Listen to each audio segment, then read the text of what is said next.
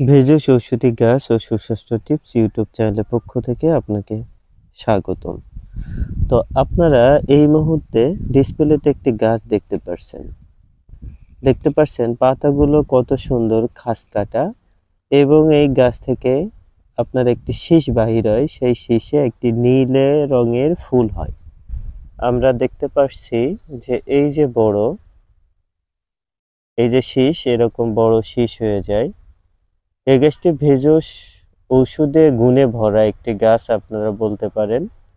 এই গাছটির বহু রকম নাম আছে। আমাদের বাংলাদেশের অনেক মানুষ এই গাছটি চিনে না, কিন্তু বাইরের অনেক মানুষ এই গাছটিকে চেনে।